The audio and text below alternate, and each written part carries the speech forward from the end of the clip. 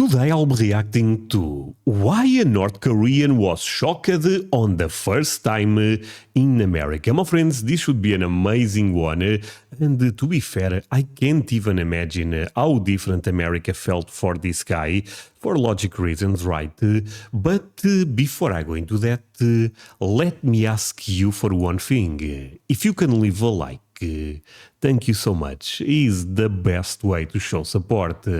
Now, if you can subscribe, well, in that case, forget about it. You make my day. Have that in consideration.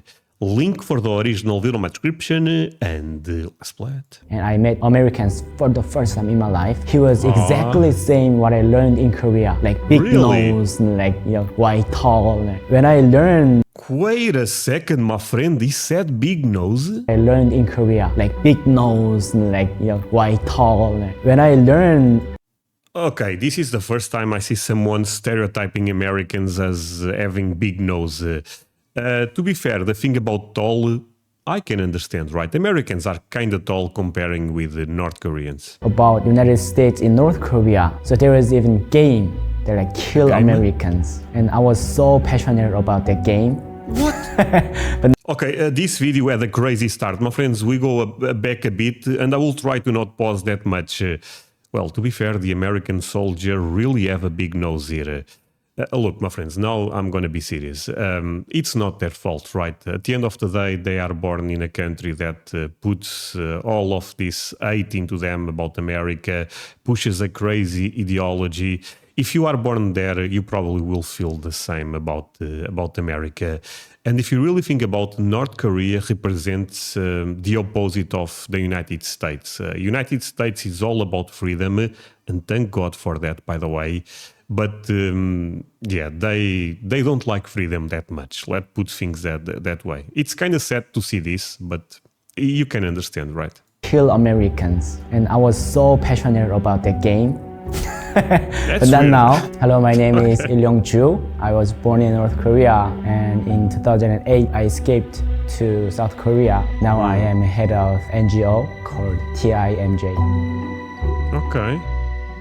Yeah. So he has been in America for over 15 years. Interesting. Now we live all together, but when I defect, actually we defected separately. My father came first, and me, one of my sisters, actually I have two sisters, so one of my sister and I and my mother escaped in 2008, and my older sister escaped a few years later. It was highly dangerous when the family moving all together. There is a high risk that if we get caught, we all die at the same time. So to avoid that, my father came first. Damn, they could all die. And then separately we could come to avoid their surveillance. Your grandfather. Sorry, but to be fair, dying or going to a North Korean prison, maybe dying is even better. And then separately we could come to avoid their surveillance. Your grandfather went to a North Korean political prison camp.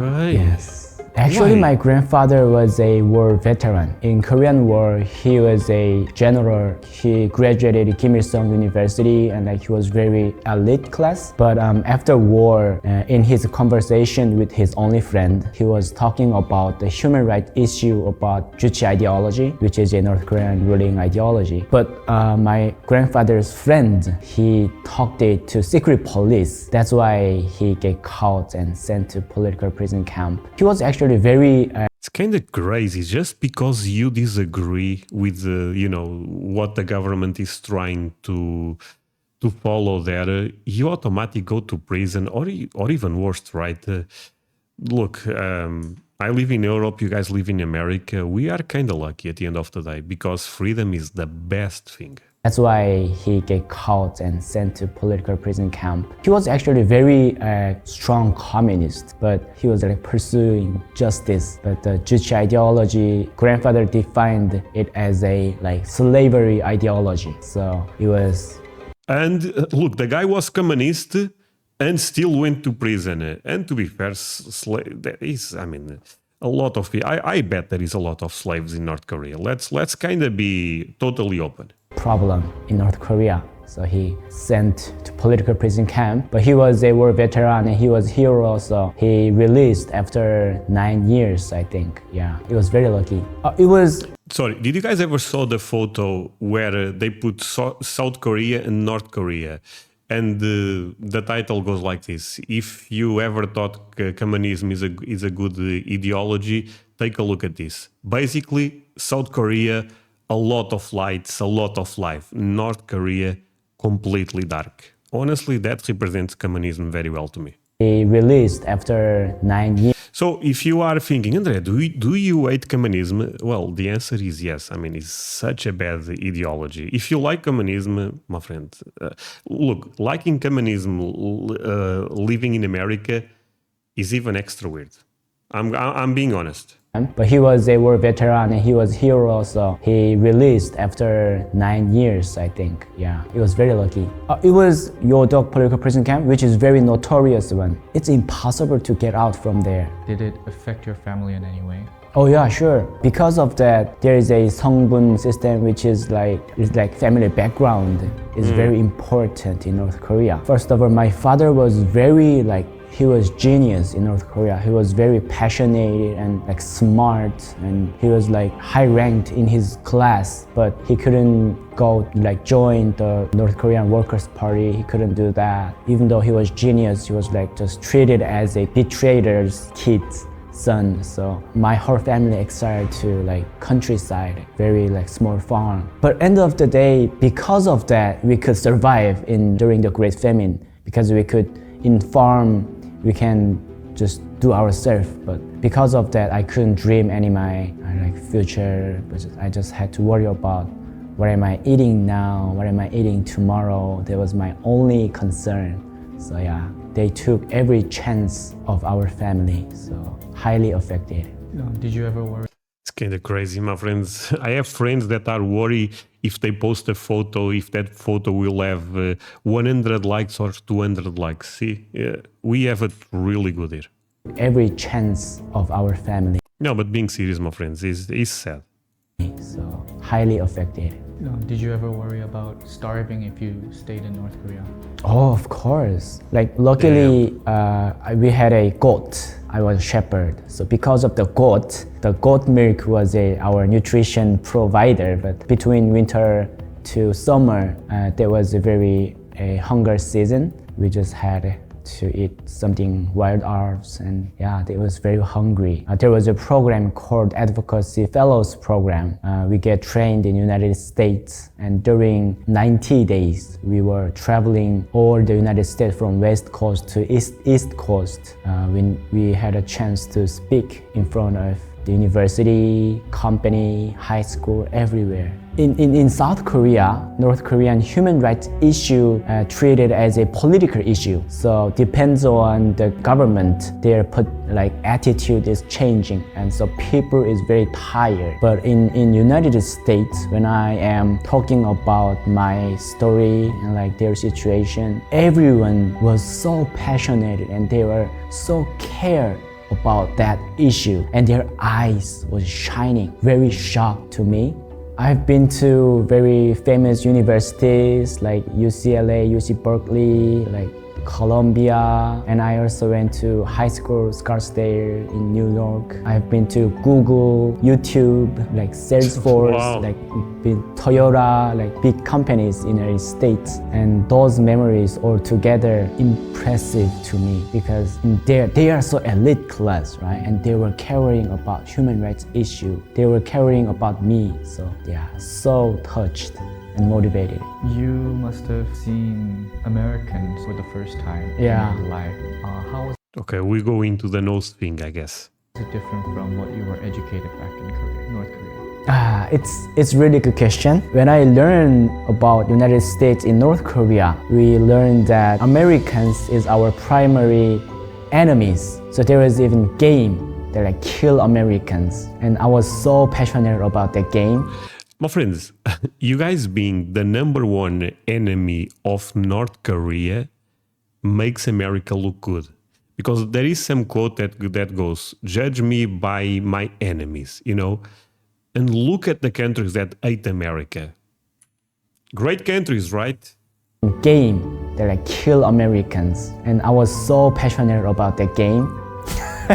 But not now, but at the time like I was like very like passionate and like always I won. But when I came to China on my journey to South Korea on my defecting journey, actually I've met one white guy. He was a pastor and he was there in China. He met me and I met Americans for the first time in my life. At the first time, he was exactly same what I learned in Korea, like big nose, like white, tall. It was all same. So I was so like kind of scary with them. But when he speak, everything just like collapsed and like I accepted him as a one of the good person. Because of that memory, when I went to United States, everyone was so nice and they're so generous. They have a good manner. For example, when I go to the door, they were holding the door for me. And when we made eye contact on the escalator, they would say, "Oh, hello." They were so kind. But one thing I surprised.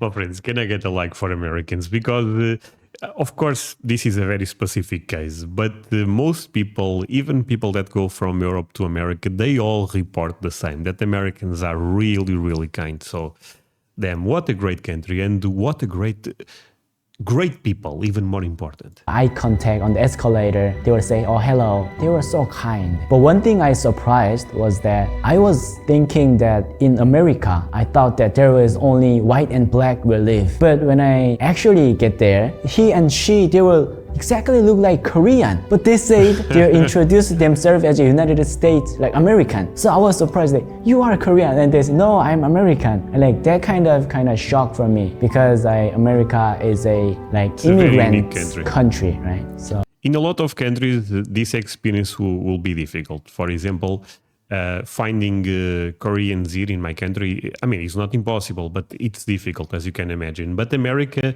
is a melting pot. At least a lot of you guys use that expression. But I can understand why you guys say that. There is a lot of cultures, there is a lot of different people there. But that makes America a fantastic country. That was my first time to like changing my stereotype. Were there any cultural custom you found quite weird or? Ooh, some bad things about America. I'm actually, this should be interesting because finding bad things in America coming from North Korea is probably not easy. Shocking. There is a good one and bad one. So like, well, actually bad one is a good one too, but yeah. One thing is that people is very kind and open. They have an interest to other people. So like they are caring people. It was quite different compared to Korea. In Korea, actually, we have a jong, which is like very in-heart, like friendly thing, but they are not expressed out. But in United States, they're like everyone is smiling at me and like doing a small talk, and that makes me a little bit happier. Because of that, made me feel comfortable and receive United States as a kind country. But the other thing that I surprised was that New York is a very world famous city, but it was very dirty and like in subway there's like smell, like I really disappointed actually as time goes by. Okay, I mean, to be fair, it's a crazy city, right? So I assume the smell in could be a bit problematic. So it's not even really a bad thing. It's just a normal thing that happens to big cities. It's like smell, like I really disappointed actually. As time goes by, I understood that as it should need to be changed, but itself, it's a history. So like I received it as a good view. But for the first time when I get into New York City, a little bit shocked and disappointed. Yeah. Still Really? world famous city. You know what? I'm actually also coming to America this year and I will arrive in New York City. So I hope I don't get disappointed. Yeah. Well, what did you think about how the people dress over there? Oh yeah. Even the pastors, they were wearing like jeans. It was very free. Like, I was thinking that is a liberty, in like North Korea, they're like kind of rule that you need to be well dressed and like suit and like thing. In America they were so free. Like even in company they were like short pants and just t-shirts, and even chief CEO they're wearing just like t-shirts and like sitting like this, and like yeah, that looks very comfortable and free. So I learned from Kind of crazy because those things are normal to us, right, my friends? But it's awesome. them. Yeah.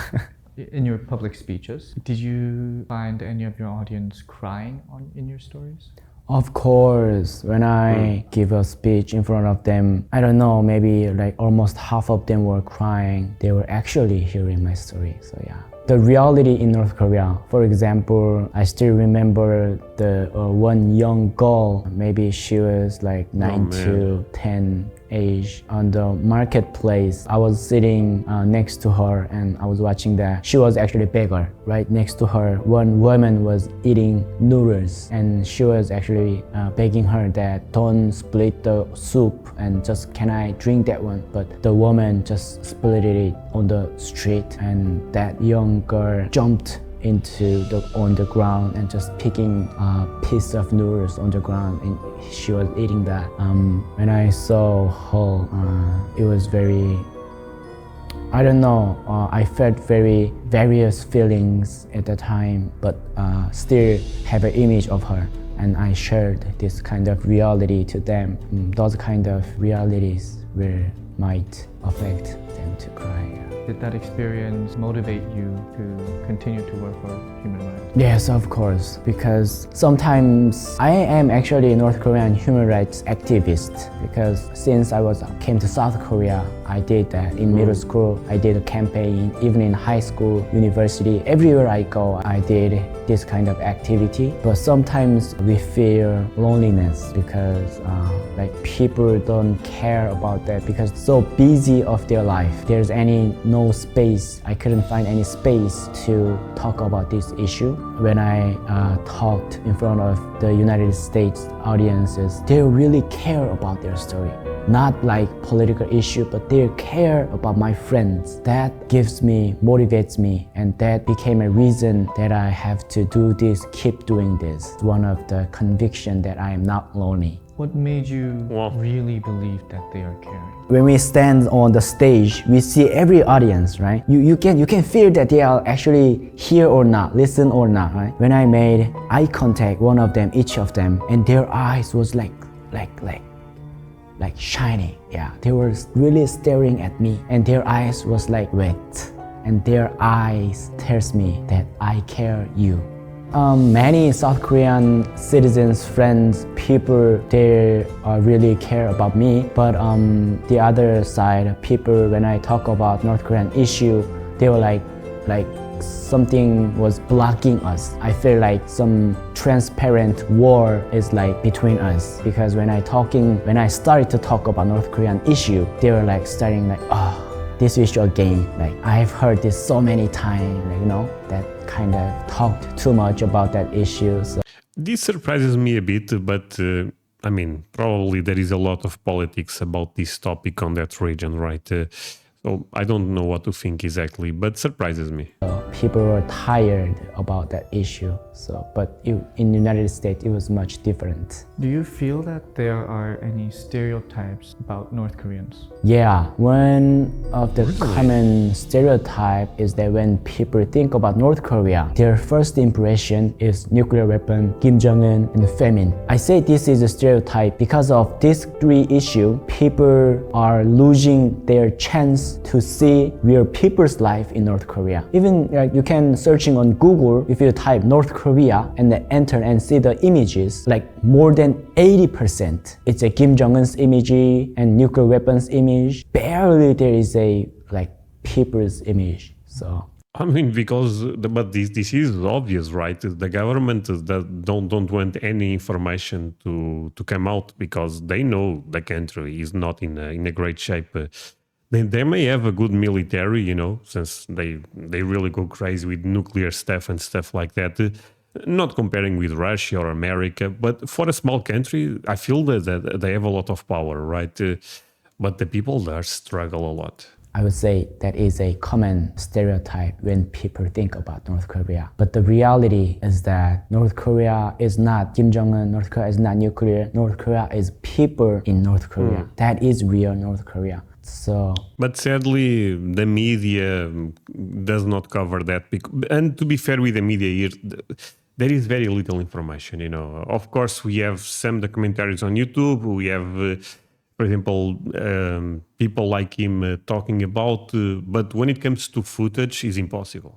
my point is also in there that so I just wanted to let people know that when they think about North Korea, I want them to think about people first. Do you Fair. ever feel like the world doesn't care enough? Sometimes yes, because of course many people they really care about people in North Korea, but most Here, I would say one thing. If North Korea didn't have nuclear weapons, I think North Korea will be done in the sense that no way this type of stuff would be allowed. But sadly, nuclear weapons, they change a lot of stuff, you know, because they can destroy countries.